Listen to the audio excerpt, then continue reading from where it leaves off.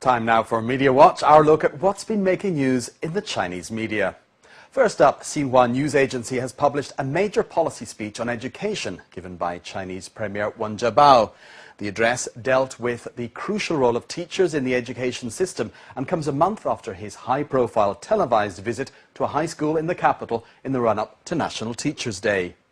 On that occasion, the Premier attended a day of classes with the students of Beijing's number 35 high school and even shared a canteen lunch with his new classmates.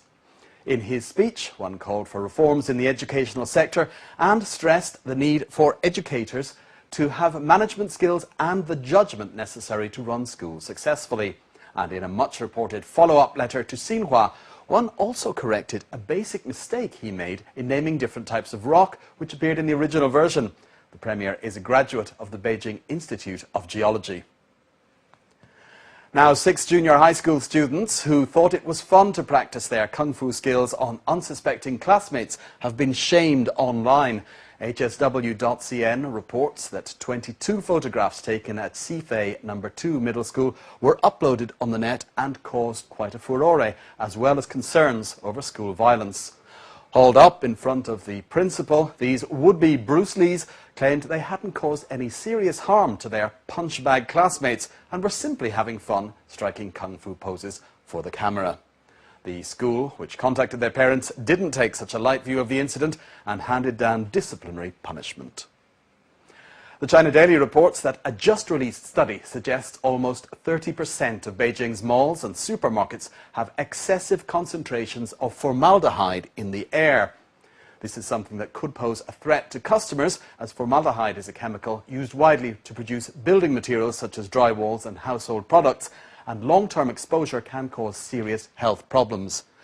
The Beijing Municipal Health Bureau carried out the 4-month-long investigation into airborne toxins in indoor public areas between May to August. It found that formaldehyde concentrations failed to meet national standards in almost a third of cases. The test involved nearly 160 buildings, including over 80 hotels and a similar number of shopping malls and supermarkets. Now, an attempt to ferry too many workers in a car has ended in tragedy in the boom city of Shenzhen in southern China. The southern metropolis carries the story of a negligent pickup truck driver who crammed 17 labourers into his car, which had a legal capacity for just 5 people.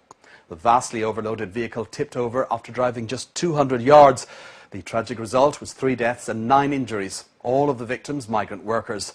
The paper adds that scenes of cars overloaded with migrant workers like this are a common sight in the city. Now, a bold new plan that could mean the relocation of 10,000 households in one of Beijing's most densely populated residential areas. The capital's central business district plans to double its size over the next 8 years.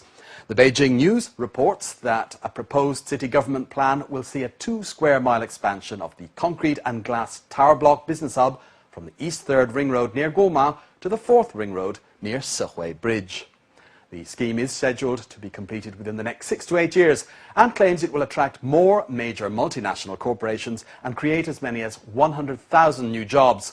Local officials promised the expansion would not come at the expense of the area's current residents. Now, a cautionary tale from the Chongqing Times. It notes that buying online has become more and more popular in China, but while certainly convenient, it's not risk-free, even for the seller.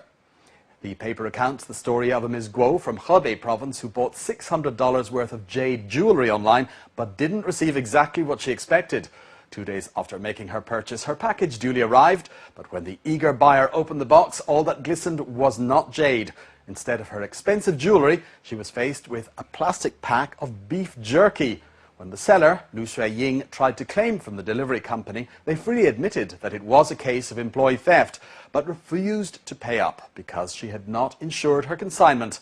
Instead, they offered her just $24 in compensation for failing to make the delivery. And finally, the story of a lovelorn Guangzhou man with an unrequited crush on one of the southern city's football team cheerleaders.